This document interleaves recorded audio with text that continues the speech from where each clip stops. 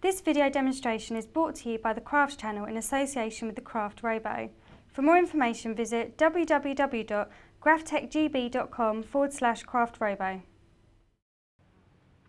Hi, my name is Kate Hemmings and I'm pleased to welcome you to a very special project video demonstration brought to you by the Crafts channel in association with Graphtec. I'm joined by Kirsty Wiseman, who's going to be introducing us to the Craft ROBO Lite. Hi Kirsty. Hi Kate. So tell us about this machine. These machines are brilliant. They've been out for a number of years now, but Craft Robo have introduced the Craft ROBO Lite, which is making it a lot more easier and portable for the beginner. So it's for technophobes. You don't need a lot of computer know-how. Which is great. Yes. Excellent. So what does it do? Right, okay. Die cutting machines, as you know, you put a die in a machine and you roll it through and it produces a shape. With this, it's a lot more different. You design a shape or use a basic shape template on the RoboMaster software, and what you see on a screen, once you press cut, will actually cut the shape out for you. Fantastic, sounds great. So what comes with it once you've purchased it? Well, other than the wiring, there's a couple of things that you need to keep an eye out, and they're the kind of things that you need to take care of. They're going to be your tools, shall we say. So the first thing that you need is your carrier sheet. And this is a transfer sheet here, we'll talk about that later.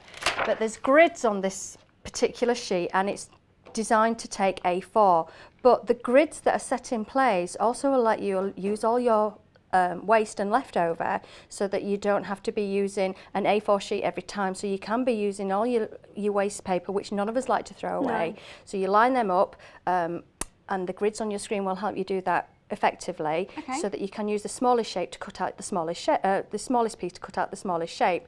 And then what you have are your blades, and your blade they're like gauges, and what they determine is depending on the thickness of the media that you're putting in your machine, and it works with thin paper right up to thick vinyl. Okay, so if you're going to be using paper, you would use the blue blade gauge. Okay, and what that does, and if I quickly show you, this is the blade carrier. Now this blade is ultra sharp. It's tiny. It will cut an awful lot of shapes out if you look after it properly. So it all depends on these blade gauges that you use. So you would fit your blue one on there for cutting out thin media, which is just paper. As you can see, you can barely see the blade. I mean, I really shouldn't be touching it. It really is that sharp, so be very, very careful. Okay. For simple media like thin card, you would apply the yellow blade gauge. It just screws on. It just screws on, but can you see there's a little bit more blade on show? Yep. Okay.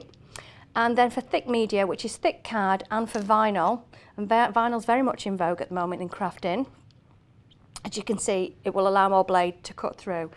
Then what you will do is, because we're going to be working with thin card today, I'm just going to attach the yellow blade gauge. Okay. And always put this in when the machine is off. Okay, you've got to be very careful, all right? You attach it into the blade carrier, and it's just a simple locking mechanism. It's just that as easy. As that. Even I could manage that. Yeah, I think you could, Kate. Okay, well that looks great. So what are you actually going to be showing us in this series of videos? Okay, well, as you know, the RoboMaster software is quite sophisticated, right? But it also, if you're quite technophobe and you're frightened about using the machine and think it's going to explode if you press the wrong button, that's not going to happen.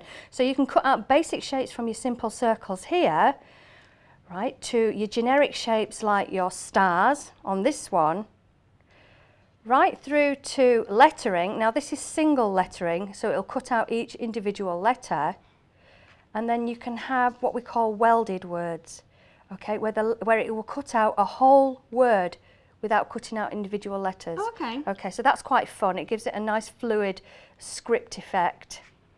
And then you can cut out wording that also has a shadow. So you can really build your card up and give it lots of matting and layering. It gives a really professional finish. And then we start getting onto the really fun effect. You could never cut that out by hand. I don't think you'd even cut out these small flowers even with the craft blade. I wouldn't like to try. I wouldn't either. So there are little programs that you can download, and we'll explain that later, where people have made templates ready for you to cut out. The more experience you get with the machine, you will be cutting out shapes like this yourself. Okay, and then the absolute delicate filigree fan here. I love that, it's amazing. It is so pretty, and do you know what? That's going to look lovely on anyone's mantelpiece as a gift. Cutting that by hand, I would not even begin to start. This machine would cut that out in approximately 2 minutes. It depends. If you set it fast or slow, it's up to you. I would suggest cutting out slow. Okay. Okay, it's just going to give you a nice even crisp finish, and it's not going to get caught, and if it comes across any tricky media or if you've left anything on the carrier sheet, it's not going to get stuck or get caught up in the machine. So Okay. cut out slow. Well, that looks great. Very versatile. I can't wait to get started. Stay tuned. That's all we've got time for now, but Kirsty's going to be showing us how to create this lovely array of cards in the next part of the series.